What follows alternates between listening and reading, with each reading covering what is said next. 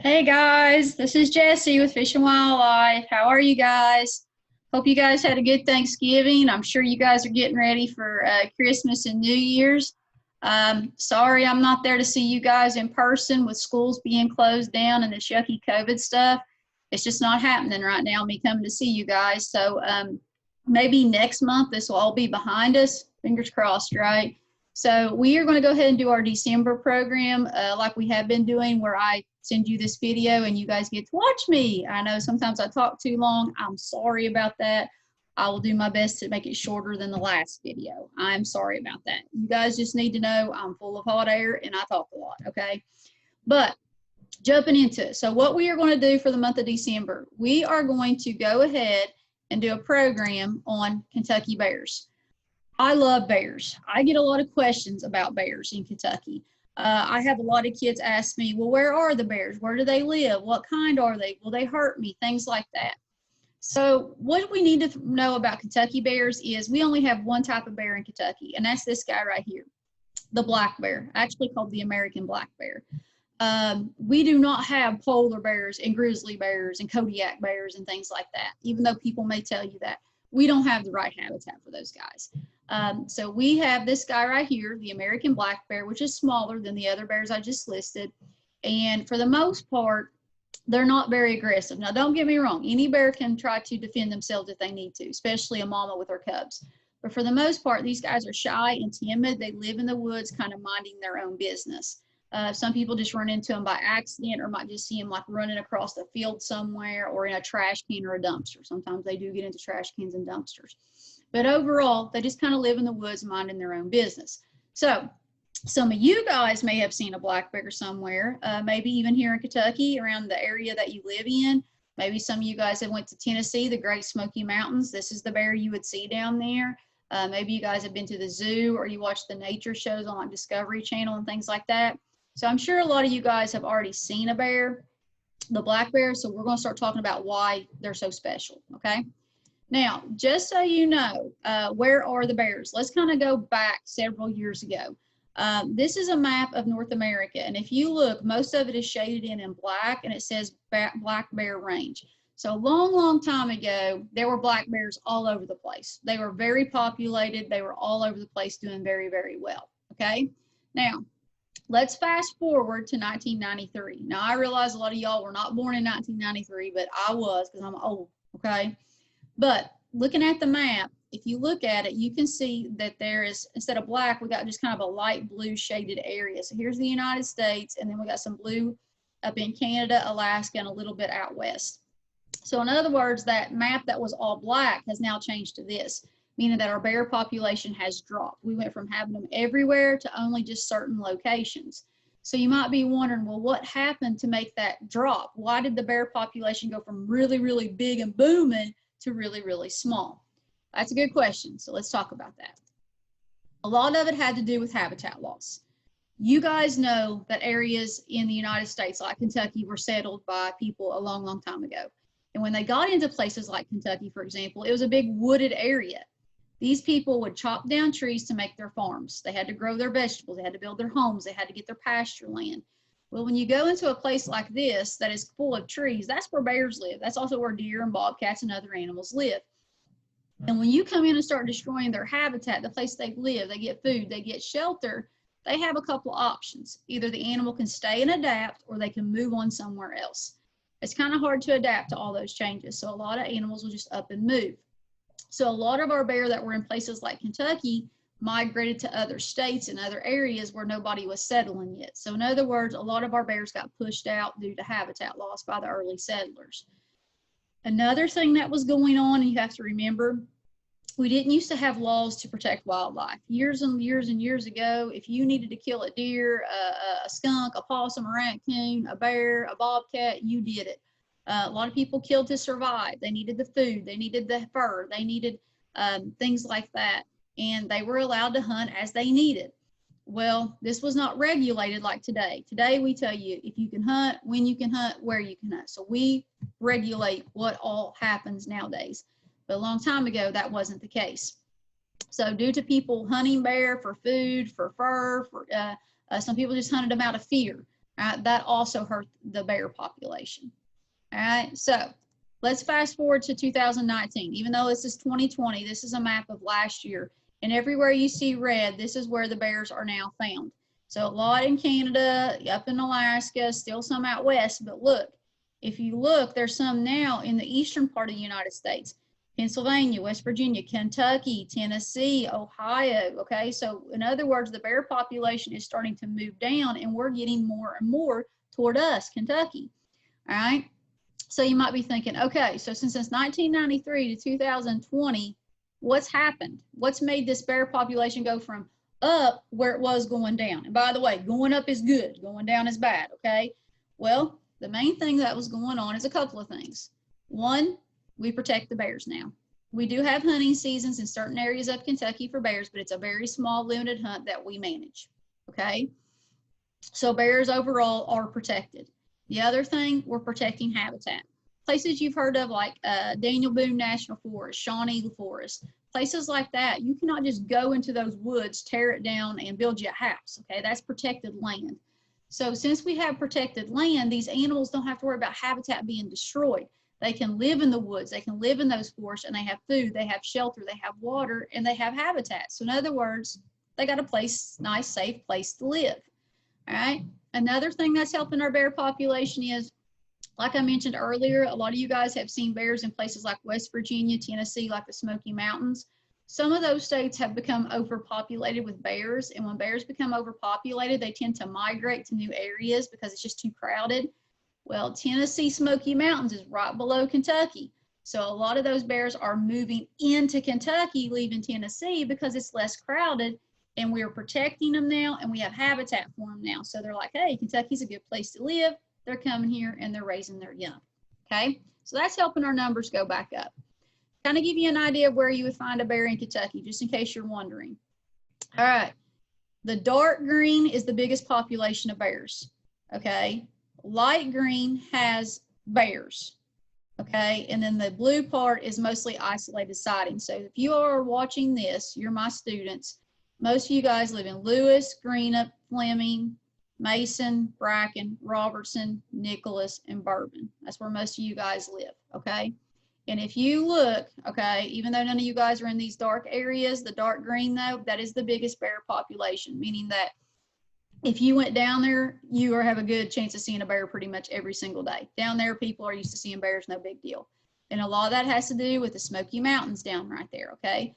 The Smoky Mountains are right there, so those bears are migrating into East Kentucky and they're settling. Now, what's happening is, though, these counties are getting overpopulated. Babies grow up, they have babies. Babies grow up, they have babies. So they have to spread to new territory. So they are slowly spreading to counties nearby. And as those counties fill up, they move to new counties. Those counties fill up, they move to new counties. So these counties that are light green, yeah, you guys have bears.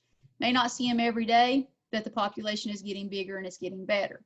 If you're in the blue part, you're only having sightings. You need to remember that bears, for example, that live in Lewis County, Greenup County, Round County, they're not going to stay in that county just because, you know, they have to. They're free to roam as they please. So a bear from Greenup or Lewis County might end up all the way in Bracken County, looking for food, looking for mates, looking for territory, and then make its way back. So you guys are going to have sightings of bears, and the population is going to get bigger. It's just one of those things you have to be patient. The bears are having babies. We're going to talk about how they reproduce. It's a little bit slow, but as the population grows, they will spread out to new territory, and eventually, hopefully one day, they'll be all over the whole entire state. All right, so let's do a little bit of review. In case you forgot, bears are mammals, and in case you forgot, let's talk about mammals, okay? Mammals have babies born alive, so live birth, no eggs, okay? Babies get milk. Mama produces milk. That is a huge thing. Without that milk, the baby would not survive. All right, that milk is full of calories, fat, and protein. That's what gives them their oomph, their start in life, okay? So that's very, very important. They're covered in fur or hair, some kind of hair or fur to keep their body warm and safe. And then also, they maintain their body heat without thinking about it. Just like us, guys, we're mammals. You know that, okay? We don't have to worry about, we don't have to think about, is our body too hot or is our body too cold? If we get hot, we'll sweat to cool down. If we get too cold, we'll shiver and that'll warm us back up. All right, so our body basically takes care of itself. So that's also what the mammals are going to do. All right, now, question I get a lot. Are black bears all black? Okay, given the name black bear, you're probably going to be like, well, yeah, that's why we call them a black bear, right?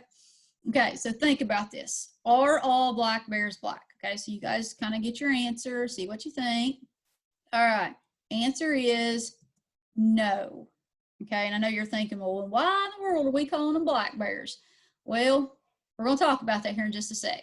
But just so you know, there are black bears that actually look more brown, some that are more of a cinnamon brown, some that are more of a dirty, yellowish, yucky white.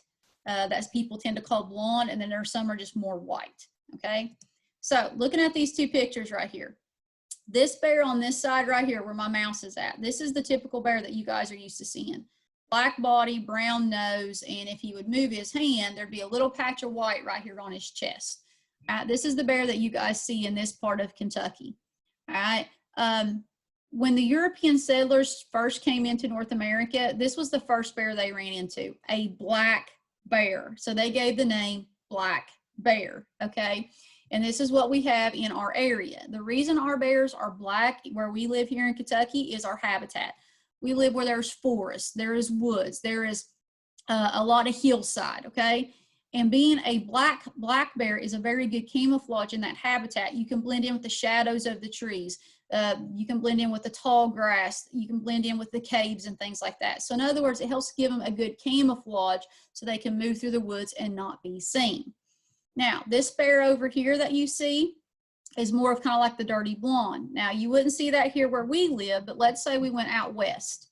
Let's say we went out to the Great Plains, okay, like out toward Kansas and places like that, okay, where there's a lot of wheat fields, there's a lot of corn fields and things like that. You would more than likely see this bear because think about it. Out there, there's a lot of corn, there's a lot of wheat, there's a lot of hay, and being this color would help you to have a very good camouflage. You would blend in very, very well. Whereas if you look like this guy in the middle of a hay field or a cornfield, somebody's going to see you and they're going to be able to see you very, very quickly, and they may even try to hurt the bear, okay? So it has to do with where they're found, the area they live in, and their habitat, which color they were going to end up being, okay? All right, so if we look at this picture right here, you guys notice it's a black bear, but you kind of notice it's almost kind of a brownish black. So it's almost like a two-tone. So don't be surprised if you would happen to see a bear that is not like totally solid black. You may actually even see one that's kind of almost like a little bit of brown that fades into darker black. That tends to happen too. All right. Now, you may be wondering, when you see a bear, how do you tell a male from a female? Well, a lot of times it can be hard, unless obviously if there is a cub, okay? Mamas raise babies. We're going to be talking about this here in just a little bit. But just so you know, mamas raise the cubs. So if you see a cub with another bear, that has to be the mother. That is not the daddy, okay? Daddy bears, by the way, they tend to be bigger. They're bulkier, they're chubbier, they're heavier. Around here in Kentucky, they're going to be over 300 pounds. The female is going to be more kind of a long, slender look, where this guy looks more beefed up, more chunked up, okay? The female will be more long and slender. She's going to be closer to 200 to 300 pounds. So this guy, the boy, is going to be a little bit bigger, okay?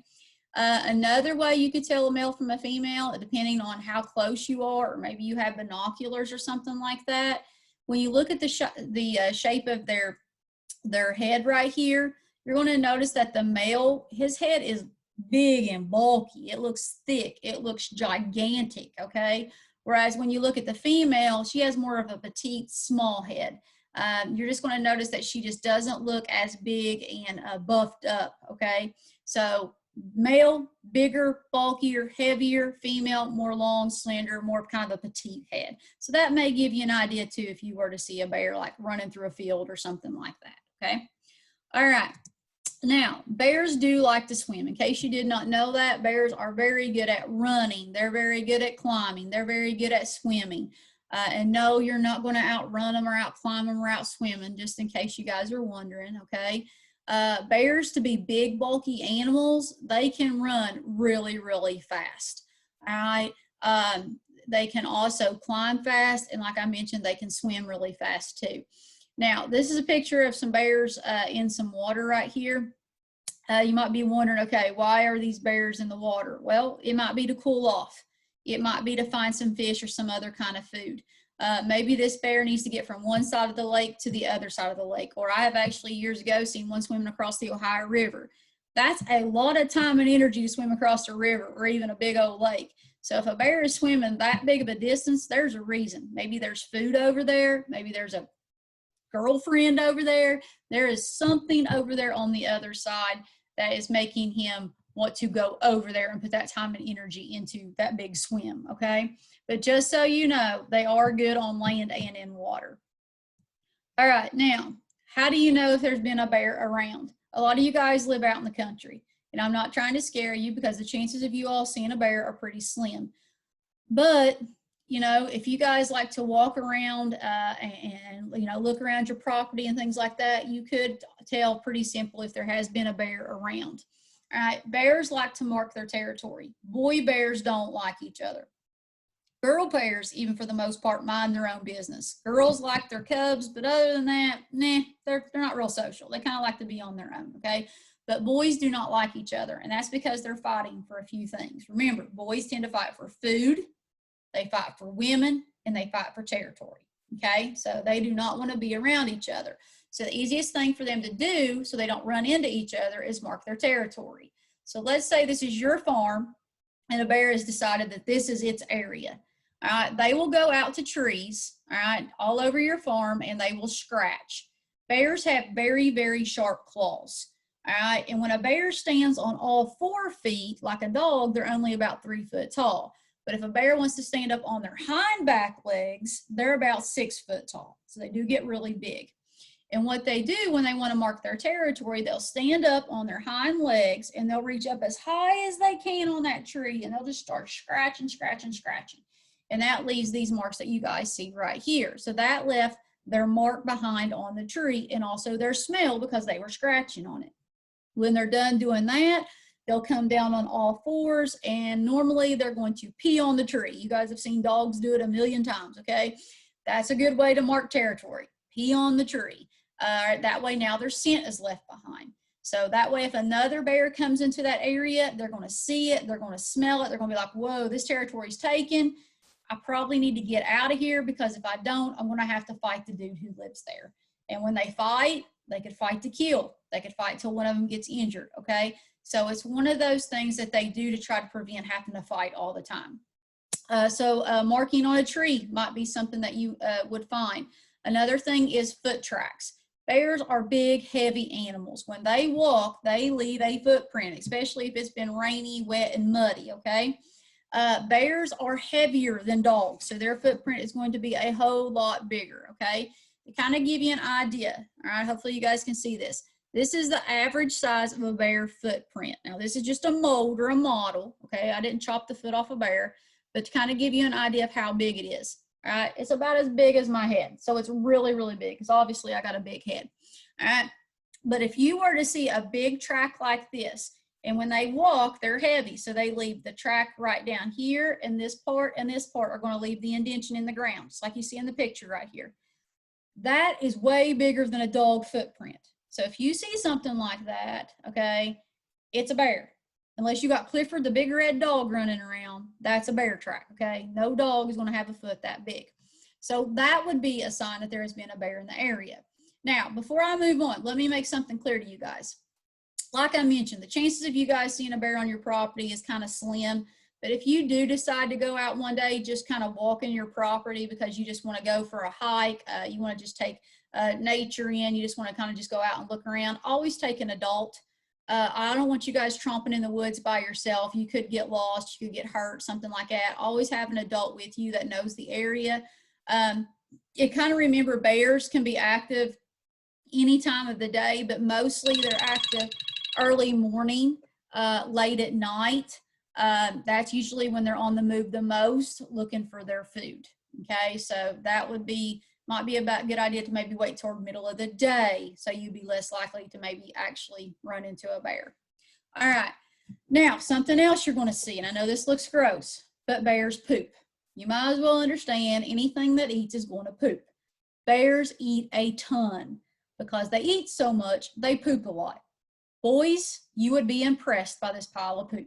I'm just going to tell you right now, I know how boys are with their poop. All right. This is not a tiny pile. This is a massive pile. Okay. And not to be gross, but without playing in the poop, you can look in it and you can see things. You'll see things in the poop like nuts, like berries, like persimmons, like things like that.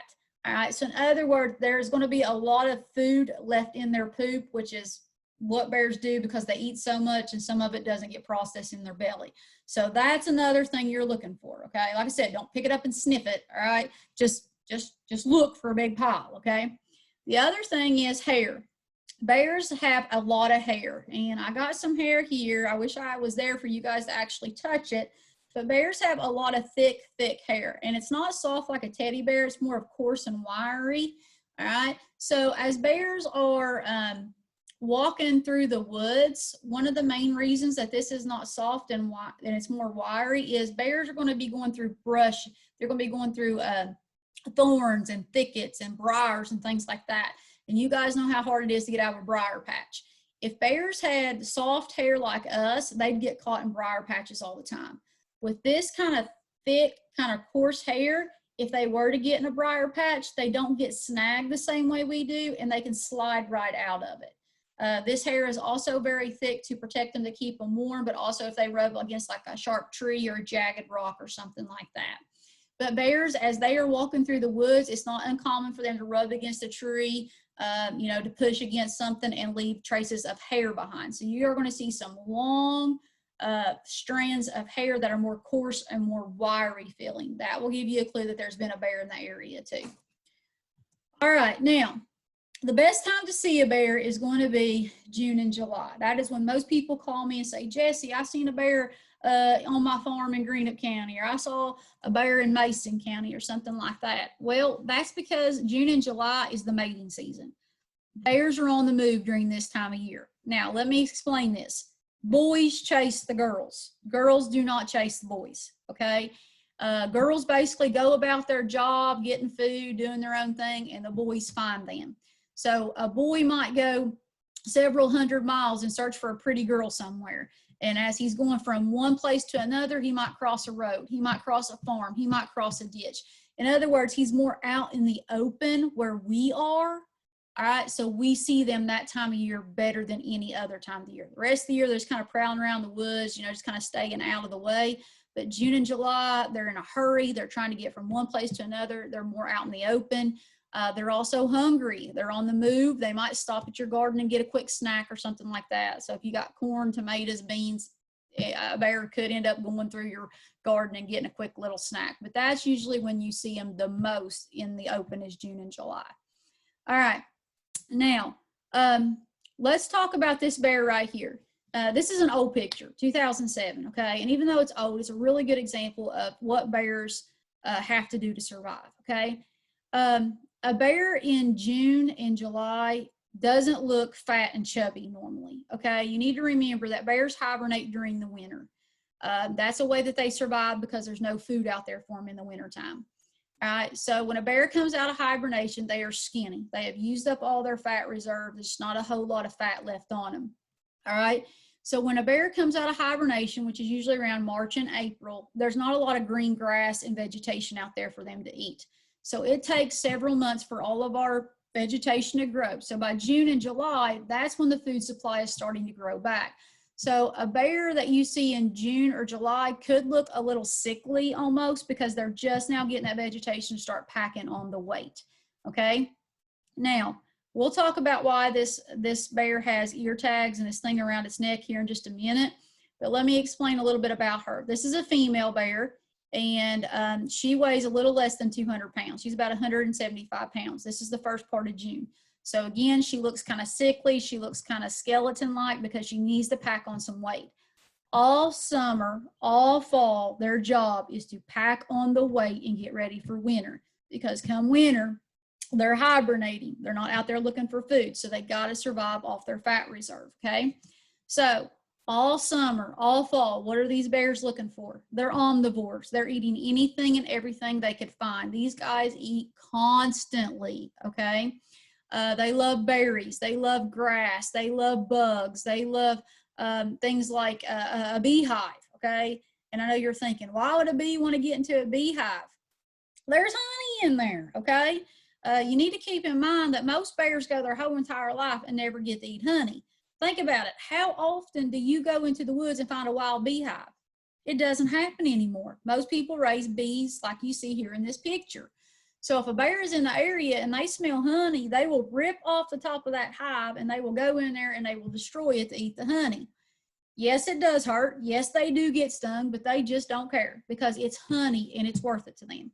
So keep in mind, these bears are not like old Winnie the Pooh that gets honey every single day of his life. Bears in the real world are lucky to get honey once in their life, all right? So if they smell it, they're going after it.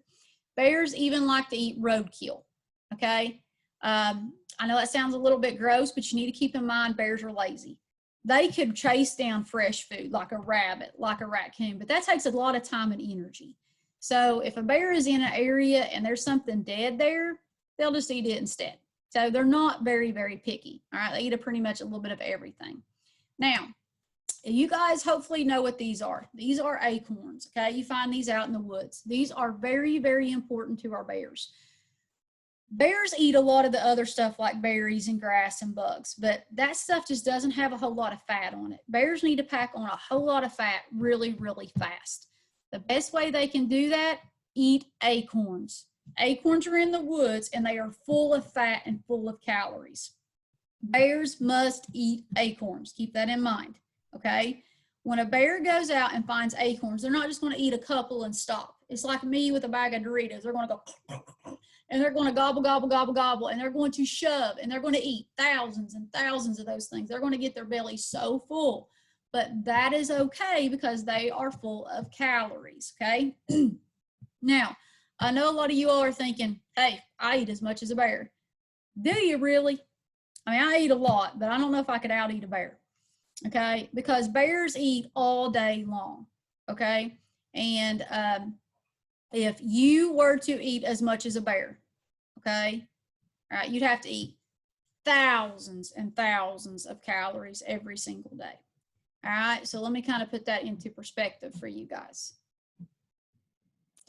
Okay, so like I was saying, these guys eat a lot of food. On average, they're going to have about 20,000 calories a day. Now, if you don't really know much about calories, most of us eat probably around 2,000 to 3,000 calories a day.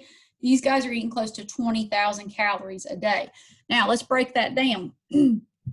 For you to eat 20,000 calories a day, let's say you go to McDonald's and you order a Big Mac meal, because that's a pretty big sandwich and fries and drink, right?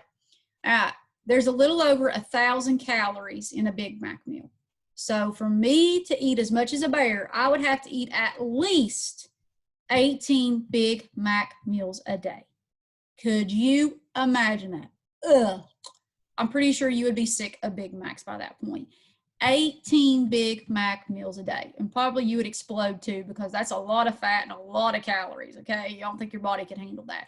But just to kind of give you an idea, they eat constantly, but they have to because they need to store up a fat reserve for the winter. We don't have to, okay? We might hibernate for the winter in our houses, but we don't have to worry about the food issue, okay? Whereas they do.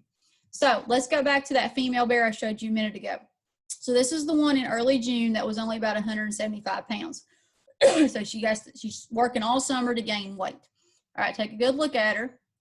Here's the same bear come February. She's big. She's really big. She is way over 400 pounds now. All right, and you're probably thinking, oh my gosh, what did she eat? She's huge. Take a guess. Acorns. Don't get me wrong. She ate grass, she ate berries, she ate bugs, but acorns is the only thing out there in her habitat that could put that much weight on her in about 8 months. Over 400 pounds and 8 months later, that is a lot of weight, all right? So again, that just shows you that they have to eat constantly to get big, okay? Now, I know some of you guys are wondering about the ears things on their head, and I will talk about that here in just a little bit. So I haven't forgot, but I will move on to that here in just a little bit. Now, something else we need to talk about is mothers have their babies in the wintertime. During hibernation, which usually happens in Kentucky around December, because our winters are not super, super cold. So usually about December, when the food supply is really, really low, bears will find a place to sleep. Whatever they consider to be safe can be a den. So some bears might actually den like this. They've created almost like a burrow in the side of a hillside somewhere like that. I've seen bears, excuse me, hibernate under a rock cliff area that you see right here. Even a bear right here under this tree that has fell down and hit the ground. So anywhere the bear feels safe, that's where they can hibernate. So it could be a cave. The problem is we just don't have a ton of caves in this area. So it could be a rock cliff, could be a hole in the ground, could be a burrow, anything like that, okay? But when it comes to reproduction, mama does that in usually January and February, okay? Now, I mentioned this a little bit ago, that when it comes to having babies, mamas do this on their own. Daddies do not help raise the babies. Here is why. It takes 2 years for a mama to raise her baby cubs. For 2 years, she has to raise them. She has to teach them how to survive. She has to teach them all the tricks of survival. When they are 2 years old, one morning she will wake up and she will run them off. And I know that sounds awful, but she'll say, "Get out of here, kids. Time to leave. All right, time to get out of the house." And she'll run them off.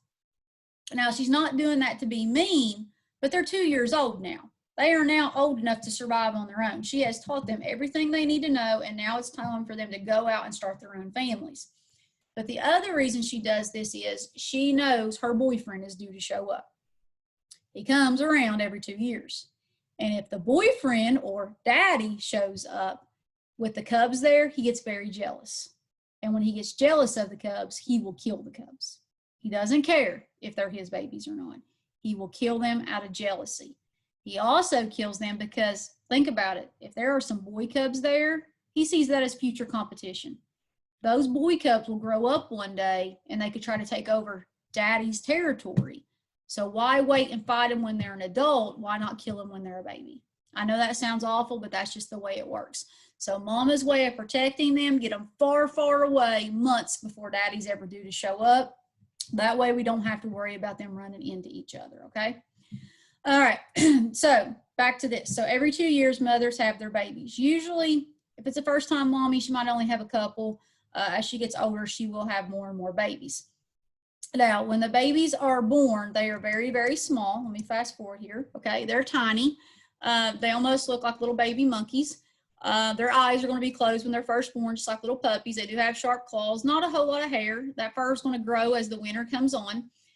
They're going to stay in that cave hibernating with their mommy from January, February, March. So they're going to be in there for about the next 3 months. All they're going to do is lay close to her, keep warm, and drink her milk. Now, a big reason that we want mama to be very, very chunky when she goes into hibernation is because she has to feed these babies milk during hibernation. If she goes into hibernation skinny, she's not going to be able to produce milk for these babies. Her and the babies will die. But if she goes into hibernation extra chunky, like that one I showed you a minute ago that had gained over the 400 pounds, then that's a good indication that she's got enough fat on her to take care of her and her babies, okay? So the bigger she is, the better off she's going to be. She'll lose that by the end of the time hibernation is over. So when the baby cubs are born, they're about the size of a can of pop. You all know what a can of Pepsi or Mountain Dew looks like. So they are tiny, tiny, tiny. They're about 10, 12 ounces, all right? And they grow very, very fast, though, because, again, for the next few months, all they're doing is sleeping and drinking mama's milk, all right? And by the way, mommy, like I said, has baby every 2 years, and she'll start having babies usually around when she's 3 years old. All right. Here's some more pictures of some baby cubs up close just because they're so cute and everybody likes to see them. I know you're thinking, why is this dude handling the bears? At Fish and Wildlife, during certain times of the year, we do what we call den studies, where we go out and check on our bears. That's usually in the winter during hibernation. We will actually tranquilize the mother and check the dens and make sure the cubs are doing okay. And we'll talk about how we tranquilize the bears and stuff here in just a little bit. But these bears are not hurt. While we're checking mama out, we check the cubs out. When we're done, we put the cubs right back. Mama does not mind that we have touched the cubs. So it's not like she's going to not like the scent on the baby cubs. Bears don't worry about that. But when bears do come out of hibernation, like I mentioned, around March and April, they are big like this. So they have grown quite a bit from this to this. All right, again, that's all because of mommy's milk made of pure old fat. Something I should have mentioned to you guys during hibernation, I told you guys that they do not leave the cave. Mama does not go out and find food. There is no food out there. Instinct tells her that. She might get up, stretch, move around, but she's not going to go out looking for food. During hibernation, bears do not eat, they do not drink, they don't even use the bathroom. Yeah, if you don't eat or drink, you don't usually have to go to the bathroom. So they don't do any of that stuff, okay? Bears are not what we call a true hibernator. True hibernators are animals like groundhogs that burrow into ground and don't wake up no matter what until springtime gets here. Bears are more of what we call a torpor sleeper. Basically, that means they're kind of just in a sleepy, groggy state, but they can wake up anytime they want to. So, for example, if somebody were to walk in their den or disrupt them, Mama can get up and see what's going around. She could poke her head outside the den and see what's happening. She could protect her babies. She's not going to go out looking for danger or food, but she would poke her head out and see what's going on. That's why you never poke your head into bear dens, okay? That's why when we do bear den studies, we use tranquilizers and things like that. So bears can wake up anytime they want. They get up, they stretch, they move around, but there's nothing to do. They're just kind of really sleepy, so they go back to sleep, and that's pretty much all they do for the winter. All right, so come spring, Mama is starving. She has lost so much weight, she's basically skin and bones at this point. So when hibernation is over, like I said, around March and April, her and the baby cubs come out. It is not uncommon for Mama to leave the babies in one spot while she goes and gets food. Sometimes the babies slow her down.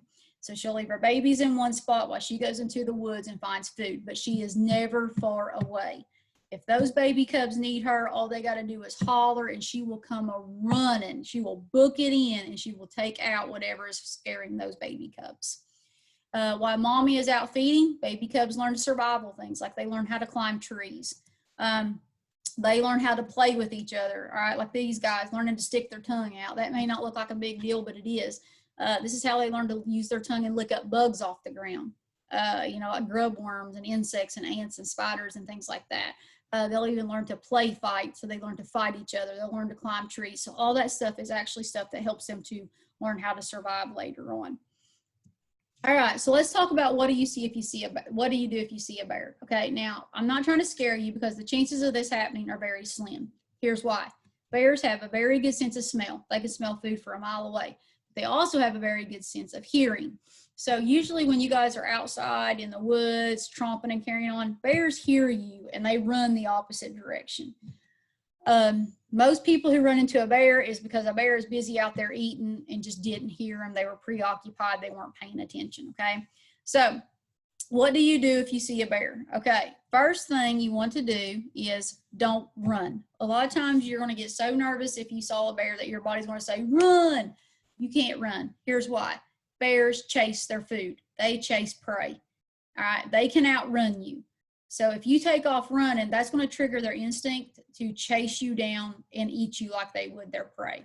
So you're not going to run, okay? You're also not going to make eye contact with them. Don't get me wrong, you can look at them, but you're not going to stare at them like and try to see into their soul.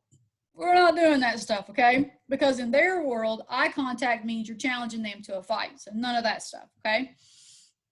So the best thing I can tell you to do, if you see a bear, hands up. Make yourself big and tall. Spread your legs out, stand up straight, hands big, big, big and tall. And you're going to start making all the noise you can. Screaming, yelling, hollering, acting like a wild woman, acting like a wild man. All the noise you can make, all the commotions you can make, the better. Pick up rocks, pick up sticks, do any of that stuff. Throw it at the bear. All the noise you can, because bears have sensitive hearing. They don't want to hear all that noise. That tends to scare them, and hopefully they'll run the other way.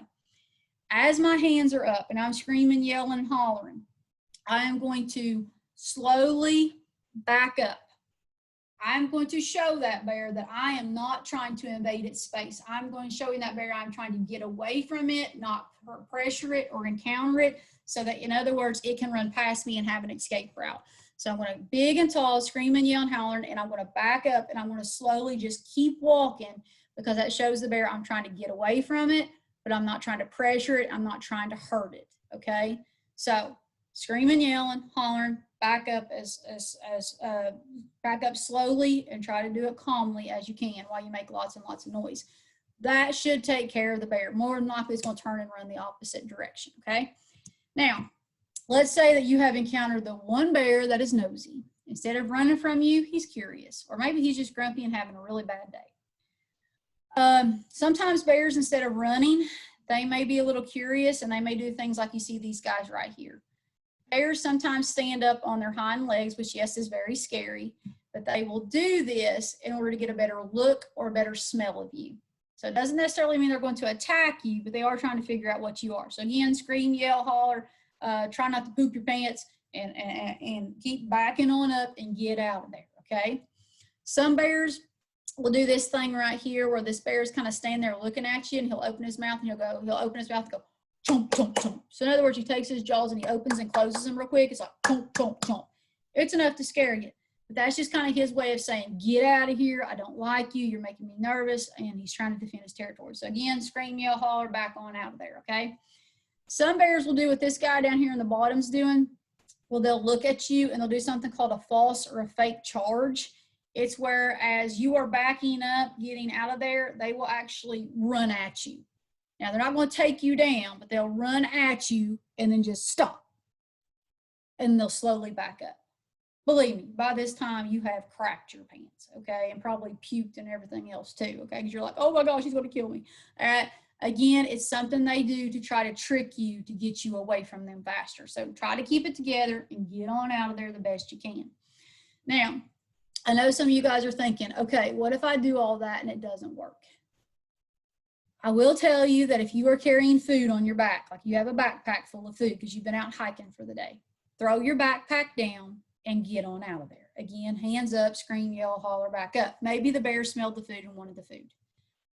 Maybe you have just encountered the bear that is having a crappy day and it comes at you anyway. If you have a weapon, you have the right to defend yourself, meaning that if you fear your life is in danger, you can kill the bear. You won't get in trouble if your life is in danger. Now, if that bear's just looking at you, licking his lips, he's not doing anything else, then no, you can't shoot him. Your life has to be in danger. Now, I know you're thinking, okay, let's say I don't have a weapon and this bear comes at me. If that bear comes at you, this sounds crazy, but you are going to have to fight the bear. Yes, I said fight the bear, okay? And I know y'all are thinking, my gosh, Jessie, you're a crazy woman, all right? Here's the deal. Bears are lazy predators. They want a quick, easy meal. So if you fight them, they are less likely to fight you. All right, so in other words, when that bear comes at you, you're going to put your hands up and you're going to fight all you got. You're going to kick him in the head. You're going to punch him in the nose. You're going to poke his eyes. You're going to pull his ears. You're going to bite him, all right? And I know you're thinking, hey, why would you do that? Guys, when you're in a life and death situation, your body produces this stuff called adrenaline, and you will go into you're basically like a superhero, like Superman or Batman on steroids. You're big, buff, and tough. You can do things like lift cars and buildings and things like that and fight a bear. And you beating the crap out of that bear, all right? That bear's like, whoa, this chick or this boy is really, really tough. I thought this was going to be a quick, easy fight. When they realize it's not a quick, easy fight, they're more likely to get off of you and leave you alone and go somewhere else. So I know it sounds crazy, but you are going to fight the bear. If it comes down to they attack you, you do fight to defend yourself. Do not fall down and play dead. Some people will tell you with some bears to fall down and play dead. Remember, bears, like black bears, eat roadkill. So if you lay down and play dead, that's just an open meal, okay? So fight the bear if necessary. But again, I'm not trying to scare you because the chances of that happening are very, very slim. Most bears scream, yell, holler. Don't bother cubs. Obviously, bears do tend to get upset when you bother their baby cubs. Don't bother cubs. You should be fine, okay? All right, real quick, because I know I've had you guys here for a while and it's hard to sit in front of a computer. The only problem we tend to have with bears, if you look at this report, it's from several years ago, but it's not changed much. The number one complaint we get with bears is they get into trash cans and dumpsters. And if you look here, here's an example of a bear at a state park getting in a trash can.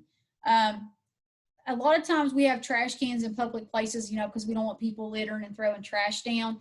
If bears live in the surrounding hills or mountains, and they smell those trash cans, which to us smell gross, but to them, rotten and trash smells really, really good. They will come in and get it. It usually starts to where they come in at night and get the food, but eventually they'll get brave enough to start coming in during the daytime and get food. And again, they're just hungry. Okay, they get brave and they start coming in. Well, the problem with that is you can't have a bear going through a trash can in a state park where people are trying to camp and have fun, because somebody could approach that bear could get aggressive, and somebody could get hurt. Okay, so trash is a big problem right now with our bears. And if you look, this is a trash can that actually had a block attached to the bottom of it. Years ago, we used to think that would keep the bears out of the trash cans. That doesn't work. So we've had to change things, and I'll show you that here in just a minute. All right, here's another picture of a bear. And this is actually a female. You can tell because she's got that one at the scrawny neck, but she also has the baby cubs with her. Now, the thing that you're seeing in her ear right here is this tag and the thing around her neck. I told you guys I would talk about that. If a bear gets in trouble, we usually try to give it a couple of tries to, in other words, redeem itself. So if a bear gets caught getting in like trash cans or dumpsters in a park, we will capture that bear and release it. And we will usually, what we will do is we'll set like a trap for the bear. When we catch the bear, we'll tranquilize it so that it doesn't get hurt and we don't get hurt. And while it's asleep, we'll put some tags in its ear, like those little cattle tags you guys saw right there. And while it's asleep, we'll weigh it, we'll measure it, you know, make sure it's healthy, you know, take some measurements, check its blood, we'll do a blood sample, weight, things like that, just to make sure the bear is overall healthy, okay? And we'll put the tags in its ears. And we also, a lot of times, we'll put one of these things on their neck called a GPS tracking collar. And it's kind of like, basically like a tracking collar, like I said, that goes around their neck. And we can now keep tabs on this bear. Where does it end up? Where does it go? When we put this on the bear, it does not hurt. It does not interfere with their life. It doesn't choke them or anything like that. So it's adjustable. So when they gain and lose weight, it doesn't hurt anything. All right. So they'll wear this, and we'll usually keep them in the cage, drive them into the mountains of Kentucky somewhere, and release them. And hopefully they'll stay in the woods where they're supposed to, being a good bear, eating nuts and berries, and keep away from things like trash cans and dumpsters. Sometimes it works, sometimes it doesn't. If it is a cub situation where there are cubs with the mother, we will get the cubs caught and take them with the mother, okay? But that's why she's got all this stuff on right here. So just because a bear has that on them, don't think, oh my gosh, that's a killer bear. That is a bear that has been caught and captured. Usually we give bears a couple of tries. After 2 or 3 times of trying to relocate a bear and it just does not learn its lesson, it comes back to the same area, getting trash cans and dumpsters, a lot of times we have to get rid of it. I know that sounds mean, but the bear has to learn to stay away from humans. We can't have bears roaming around trash cans that are close to humans, like at people's houses or campsites or anything like that. So again, this is a mother that is in the trash can. The bad part, if she eats out of the trash can, guess where her babies go? The trash can. So babies learn to survive from their mother. So instead of eating nuts and berries, these guys are learning to eat out of the trash can and eat human food, okay? Another problem that we have, especially around our campgrounds, is sometimes people will leave food out on the tables. They'll be like, yeah, we're going to take a hike. When we come back, we'll finish our watermelon. We'll eat our food later. They don't clean up. Guys, if you leave food out in open places like this and there's a bear in the area already going through the trash cans, they will smell the food on the tables and they will come in after it. And what that does, that teaches the bears that tables have food. And they will get to where they sit there and they wait at these tables day and night because they know there's going to be people coming through with food. Nobody wants to show up to a picnic and see a bear sitting at their table, okay? So bears are very, very smart. Once they learn that there is food in an area, they will continue to hang out in that area kind of like an old stray dog, and they'll start going to that area day and night trying to find the food. And obviously this would get in danger with somebody because somebody could try to approach this bear. This bear could get aggressive over food. Somebody could get hurt. So like I mentioned, bears love dumpsters because, you know, that's just like a buffet for them. They get in there and they destroy it and they rip it apart and they eat anything and everything. Bears are not real picky on what they eat. Now, this is just a picture to show you. Again, this is a bear that you can see has tags in its ears. So this is one that has already been captured one time and relocated, and obviously it's made its way back. Bears are smart enough to even pull the bags out of the trash cans. So once they learn to get the lid off, they can now pull the bags out and they're looking for anything they can find. This guy was after some pizza. Don't blame him. I'd be after the pizza too. Love pizza, okay? But the problem is, again, that bear is figuring out there is food in this location, and it's going to get into a habit of coming there daily to eat there, okay? Bears also come around people's property from time to time. A lot of times they're after things like bird feeders. Bears love seeds.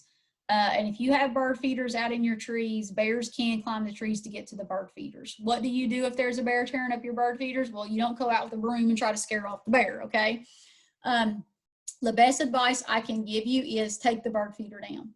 Make the bird feeder disappear for about 3 days. That bear found food here today, he'll come back tomorrow. When he comes back tomorrow, the food's gone, he should leave. Come back the next day, food's gone, he should leave. By the 3rd day, he's like, man, food's really, really gone.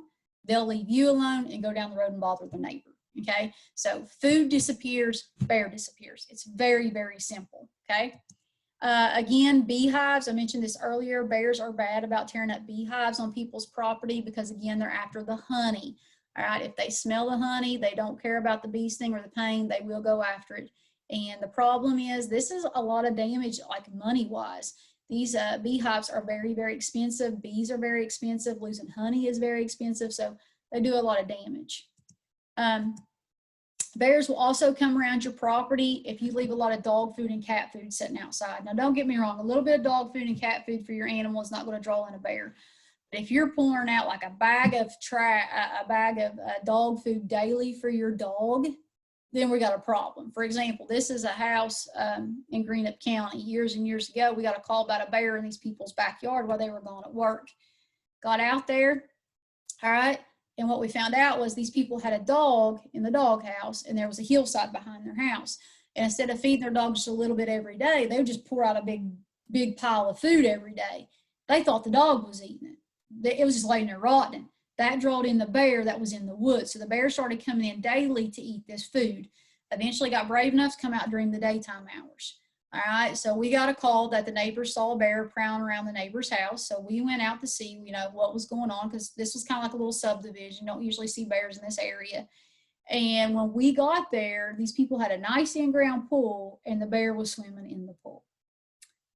That's how comfortable he was around this place. He had lost his fear of that dog barking. He had lost his fear of that cat going at him, and he was swimming in their in-ground pool.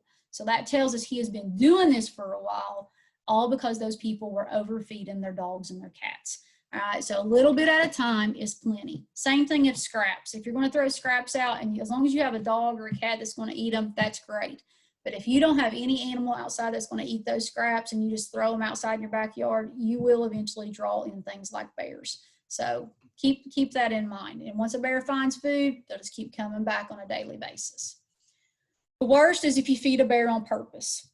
I know this sounds crazy, but if you look at that picture, all right, and you count those donuts, you see 3, 4, 5, 6, 7, 8, 9, 10, 11, let's see, hang on, I think I missed one.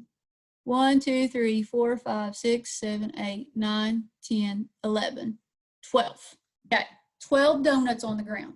You all may not be able to tell this from the picture, but those are Krispy Kreme donuts. Nobody throws Krispy Kreme donuts on the ground for the heck of it. If I dropped a dozen of donuts on the ground, I would pick them up and eat them with the dirt on them. They are Krispy Kreme donuts. They are that good. Y'all know what I'm talking about, okay? So that makes me think, hey, somebody did this on purpose. So you might be thinking, why would somebody feed a bear on purpose? All right, well, let me give you an example, okay? Let's say that, and here's just another picture to show you that somebody threw some food out on purpose. A bunch of hot dogs are right here. This is at a campsite. Right here is the trash can. So that tells me that they're doing this to try to get a bear to come into their property. All right, so let's talk about why somebody might do this. Let's say you go home one day and your neighbor says, oh my gosh, we saw a bear running around the holler. You get so excited because you want to see that bear. So you go home and you go get a bag of hot dogs and you throw them in the backyard. Because if that bear is in the area, you're hoping he'll eventually smell the hot dogs. And maybe you throw some Oreo cookies and some chips out there. So eventually the bear makes his way through your property and he smells the food. He likes the food, so he sits there and he eats it. And you're like in the window watching going, yeah, yeah, yeah, because you're so excited to see a bear. He eats and he leaves. So you think, okay, I'll do it again tomorrow. So next day I can take a picture of him. So again, next day you throw out Doritos and cookies and lunch cakes and things like that. Bear found food there yesterday, he'll come back again today. Now today, while he's out there eating, you slowly sneak out to the backyard with your cell phone and you're trying to take a picture of him. Now that bear will see you and smell you, and he does not like that you are trying to come close to him, but at the same time, that food is just really, really good. So he tolerates it. Then he runs away. You think this is cool, so you do it again. Third and fourth day, doing the same thing. Food out in the yard, bear coming in. And every day you're getting out there in that yard and you're taking a picture of that bear while he's out there feeding. So what's happening is this bear is getting used to seeing you. He sees you while he's eating. Bears learn to associate food with people. So now this bear thinks every time he sees a person, he's also going to see food. So bears are not dumb. They learn this really, really quick.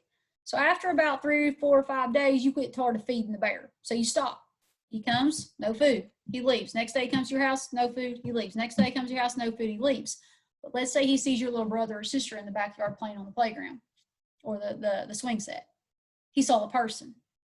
Now in the past few days when he saw a person, what did he always get? Food. Bears learn real quick to put the association that people and food go together. If they're eating food like that and they're seeing a person, they're going to learn that they go together. That is dangerous. Bears could learn to approach people thinking they could approach your brother and sister thinking they're holding out food on them or something like that. So it gets to be dangerous because you taught them what food is. So because of that, it is illegal to feed bears in Kentucky on purpose. So if you leave food out to teach a bear what food tastes like or to get it to come around your house, that is illegal. You can go to jail. You can spend time in jail. You pay lots and lots of money in fines. You lose rights like hunting and fishing rights and things like that. It is not worth it. Plus, it's dangerous. All right, real quick, one last thing, and then we'll stop. Some other problems that we have, another reason we don't like bears eating human food a lot is bears are made to eat natural food, okay? Like berries, like acorns, like these are some mushrooms and things like that. So this is what bears should eat for an average diet, out in the woods eating their natural food. When they do that, they have the average amount of babies, cute little babies, maybe 5, 6 at the most, okay? So that's about average, and that's usually once a female has gotten a lot older. Now, let's say that we have now interrupted this female's diet, and she is now eating the food that we are throwing out for her. So instead of the regular natural food, now she's eating human food that's full of a lot of sugar and a lot of carbs and a lot of things that are not real healthy for her. So what happens is those sugar and carbs, we're not sure how, but it actually affects the female's reproductive system. And instead of having, 3, 4, maybe 5 cubs, we start having 10 and 12 cubs at a time. Basically, it doubles her reproduction. And that's crazy because guess what? If mama eats in your backyard or out of trash cans nearby, guess where she's going to teach the baby cubs to go? Same place. So hopefully you see that feeding a bear on purpose is not okay. So I mentioned a minute ago that when we do capture a bear, this is just some pictures to show you guys that when we do capture a bear and we tranquilize them, we do measure things like their head. We'll measure how long they are, how much they weigh. We'll put one of those collars around their neck. We'll put tags in their ears, and they're asleep the whole time, so they don't feel any of this. And when they wake up, they will be in a new, this bear it's not dead. It's just sleeping right now, okay? And it's just had tranquilizer. And now what's going to happen is it's going to go to a new location somewhere else. All right, so what are we doing to try to fix the solution? Fix the solution of bears getting into trash cans and dumpsters and things like that. If you go to places like state parks, you're going to notice that a lot of them do not have trash cans like this anymore with the brick on the bottom. What you're going to notice is we don't have these anymore either. We have now turned the trash cans into dumpster areas where it used to look like this, we have now put chain link fence with barbed wire on the top. So the reason we do that is now there is barbed wire and chain link around the whole entire dumpster. So if a bear does try to climb in, they can climb over the chain link, but when they go to climb over the dumpster, it doesn't really do a lot of damage, but it pulls their hair, it hurts, it cuts them just a little bit. And when they feel that pain, they learn to associate pain with that dumpster. So when they come back, they're like, ooh, last time I crawled into that, I got hurt, and they don't want to do it anymore. At our parks and other places outdoors, you will see these metal trash cans now where they're actually mounted to the ground. So the bear cannot tip them over. They're actually created inside the ground. So you open the lid and put the trash in and out. The bears cannot open the lid. People that live out in the country, some people are putting their trash into things like this. It's a homemade metal bin with a lid on it. That is good to keep bears out of. They can smell it, they can push and shove, but they will not get the trash out. If they don't get the trash out, they'll eventually leave. If you don't have money for something like this, because that is kind of expensive, the metal trash cans like that, an old freezer is better than nothing. I know this looks a little goofy, but it works great. A lot of people that live around bear area will put their trash in there and put a lock in it. And that way when a bear comes by, they don't smell it, they don't see it, they can't get it out. People that are raising beehives, they're doing things like mounting them to the ground, putting blocks on top of it, making it to where the bear cannot go get down in those blocks to get the beehives or the honey out. All right, I'm sorry I talked a lot. I tried to hurry through the end. I'm so sorry I talked so much and you guys have to sit there and listen to that. But anyway, I hope you guys have a great holiday. I hope I can really get to see you guys again in January. I hope you take care, you stay healthy. Ugh.